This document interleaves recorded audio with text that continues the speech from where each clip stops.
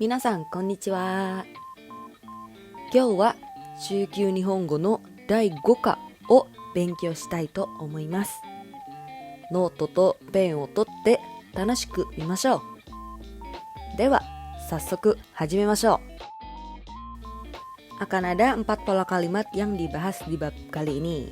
Pertama ada ni kurabete. Kedua ada nomina moba, nomina mo nani nani. Ketiga ada nomina mo nara, nomina mo nani nani.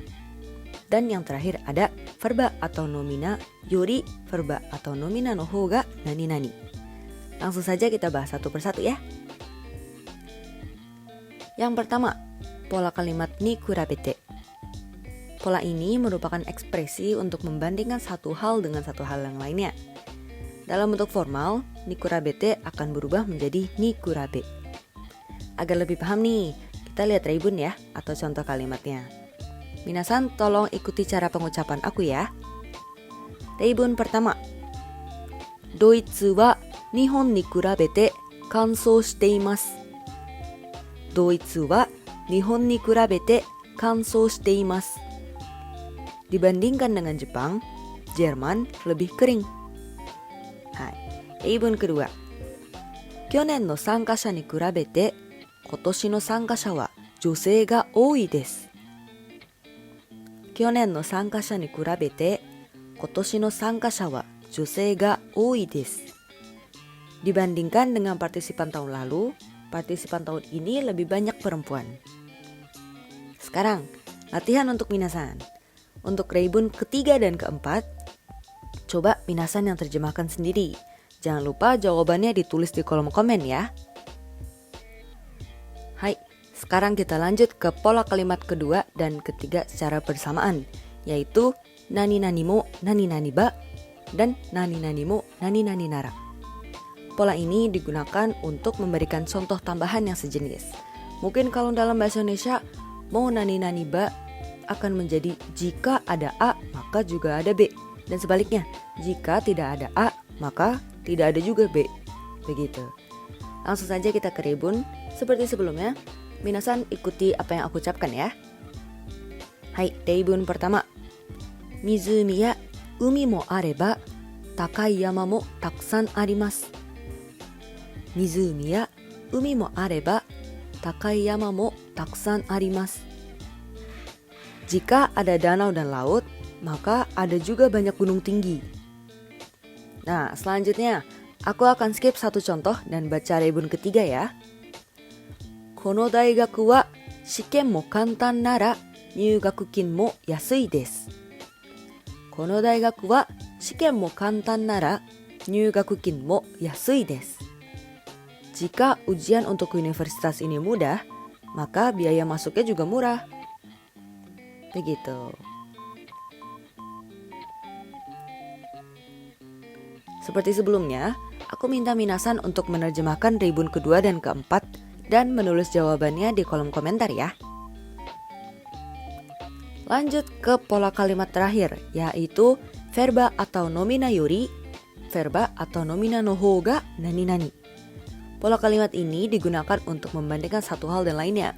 Mirip seperti pola kalimat yang pertama tadi kita sudah bahas ya. Hanya penempatannya yang berbeda. Bagaimana bedanya?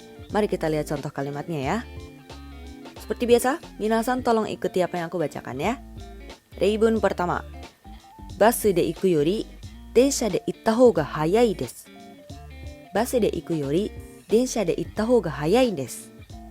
Daripada menggunakan bis, akan lebih cepat jika menggunakan kereta. Sekarang, jika kita bandingkan dengan penggunaan pola ni kurabete, bentuk kalimatnya akan menjadi seperti ini. Basu ni kurabete, densha de itta hou ga hayai desu. Coba kita eksperimen dengan reibun kedua ya. Biru yori wain no hou ga suki desu. Biru yori wain no hou ga suki desu. Saya lebih suka wine dibanding bir. Kalau kita gunakan pola ni kurabete, akan menjadi biru ni kurabete wine no hou ga suki desu. Jadi yang bisa aku simpulkan adalah kata yang menempel sebelum ni kurabete hanya bisa berbentuk nomina. Sementara yang menempel sebelum yori dapat berbentuk verba atau nomina. Begitu. Seperti sebelumnya, minasan coba terjemahkan reibun ketiga dan keempat dan tulis jawabannya di kolom komentar ya. Selesai sudah 4 pola kalimat yang dibahas di bab 5 Chūkyū Nihongo. Semoga minasan sekarang paham penggunaan ni kurabete, mo, ba, mo, nara, dan yori. Jika ada pertanyaan, boleh ditulis di kolom komentar ya. Semoga video ini bermanfaat. Goseijo arigatou gozaimasu. Otsukaresama desu. Minasan, konnichiwa. 今日は中級日本語の第6課を勉強したいと思います。ノートとペンを取って楽しくいきましょう。では、早速始めましょう。Akan ada 5 pola kalimat yang dibahas di bab kali ini. Pertama ada nomina darake da. Kedua ada verba kake no nomina atau verba kakete. Ketiga ada nomina ga suru. Keempat ada nomina ga iru atau nomina ga verba te imasu. Dan yang terakhir adalah nomina ga aru atau nomina ga verba te arimasu. Langsung saja kita bahas satu persatu, dimulai dari pola kalimat pertama, yaitu nomina darake da. Pola kalimat ini digunakan untuk menunjukkan bahwa kondisi suatu nomina itu terlalu banyak dan kalimatnya merupakan kondisi yang cenderung negatif. Kalau di dalam bahasa Indonesia dapat disamakan dengan penuh dengan, sesuatu yang negatif. Sebelum bingung nih, coba kita pahami lewat contoh kalimat atau reibun.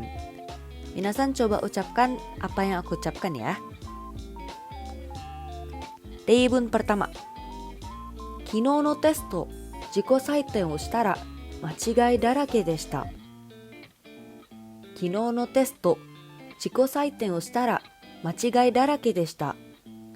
Ujian kemarin, saat aku coba cek sendiri, ternyata penuh dengan kesalahan. Banyak salahnya. Begitu. Reibun kedua.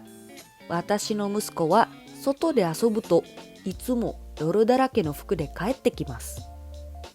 Watashi no musuko wa soto de asobu to itsumo doru darake no fuku de kaette kimasu. Anak saya kalau main di luar, dia selalu pulang dengan baju penuh lumpur. Kalau kita lihat dari 2 contoh ini, nomina yang menempel sebelum darake adalah machigai, yang berarti kesalahan, dan doro, yang berarti lumpur. Jadi, benar, nomina yang menempel sebelum darake adalah nomina yang punya image negatif. Nah, untuk reibun ketiga dan keempat, minasan coba artikan sendiri dan tulis jawabannya di kolom komentar ya.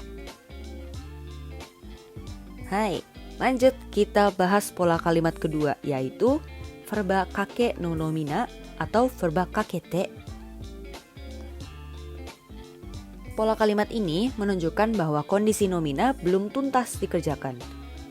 Belum tuntas dikerjakan verbanya dan didiamkan seperti itu saja. Lalu pola kalimat kakete atau kaketa ga bisa juga digunakan untuk memberitahu kondisi nomina itu dibatalkan verbanya. Maksudnya gimana sih? Coba kita lihat contohnya ya. Minasan coba ucapkan apa yang aku ucapkan ya. Reibun pertama.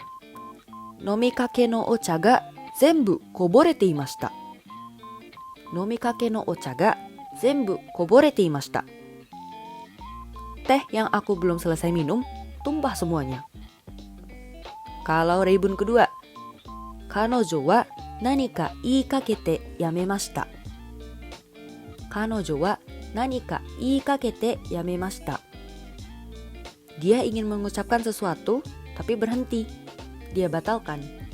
Begitu. Nah, sekarang giliran minasan untuk coba menerjemahkan reibun ketiga dan keempat sendiri. Jangan lupa tulis jawabannya di kolom komentar ya.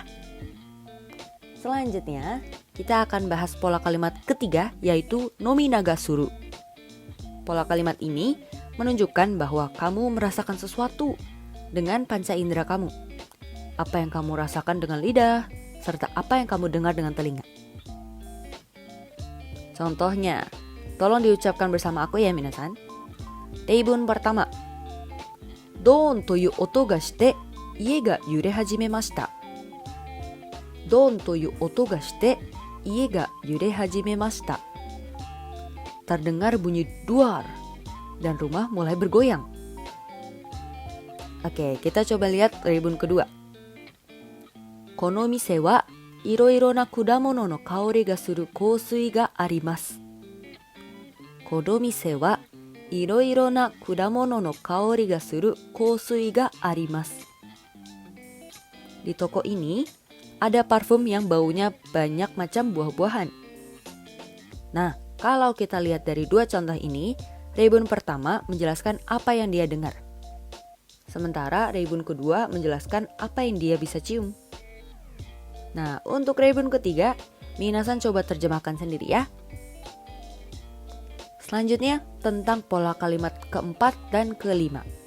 Ada nomina ga iru dan nomina ga verba te imasu, serta nomina ga aru dan nomina ga verba te arimasu. Untuk kedua pola kalimat ini, penting bagi minasan untuk ingat kembali materi jidoshi dan tadoshi. Jidoshi adalah verba yang terjadi secara alami, atau kita tidak tahu siapa pelakunya. Jadi terjadi dengan sendirinya. Sementara tadoshi adalah verba yang terjadi secara sengaja, atau kita tahu ada pelaku yang memiliki tujuan untuk melakukan suatu verba itu. Jika dikaitkan dengan dua pola kalimat baru ini, nomina ga iru dan nomina ga verba te imasu akan menggunakan jidoshi. Coba kita lihat reibun pertama. Minasan coba ucapkan bersama aku ya. Genkan ni ookii inu ga imasu. Genkan ni ookii inu ga imasu. Di pintu masuk ada anjing besar. Di sini tidak ada pelaku, tidak ada yang dengan sengaja menaruh anjing itu di dekat pintu, melainkan anjingnya berpindah tempat dengan sendirinya. Coba kita lihat reibun kedua. Saifu ga ochimashita. Saifu ga ochimashita. Dompet saya jatuh. Di sini saya sebagai pelaku tidak sengaja menjatuhkan dompet. Jadi dompetnya jatuh dengan sendirinya. Mulai paham ya minasan? Nah, kita coba lihat contoh yang menggunakan pola kalimat nomina ga aru dan nomina ga verba te arimasu. Berbeda dengan sebelumnya, verba yang digunakan adalah tadoshi. Coba kita ucapkan bersama-sama ya contohnya. Reibun pertama. Chūshajō ni kuruma ga arimasu. Chūshajō ni kuruma ga arimasu. Ada mobil di parkiran. Di sini, karena memang parkiran adalah tempat untuk memberhentikan mobil, pelaku dengan sengaja memberhentikan mobil di parkiran. Nah, coba kita ucapkan reibun kedua. Denki ga keshite arimashita. Denki ga keshite arimashita. Lampunya dimatikan. Di sini mengimplikasikan bahwa seseorang dengan sengaja mematikan lampunya. Dan saat saya lihat, lampunya sudah dalam kondisi mati. Jadi, tadoshi plus te arimasu sudah jelas memiliki pelaku. Tidak peduli kita tahu atau tidak siapa pelakunya, dan tidak mungkin terjadi dengan sendirinya. Begitulah 5 pola kalimat yang dibahas di bab 6. Semoga minasan sekarang paham tentang penggunaan darake, kake dan kakete, nomina ga suru, serta ga iru dan ga aru. Jika ada pertanyaan, minasan boleh langsung tanya di kolom komentar video ini ya. Goseicho arigatou gozaimasu. Otsukaresama deshita.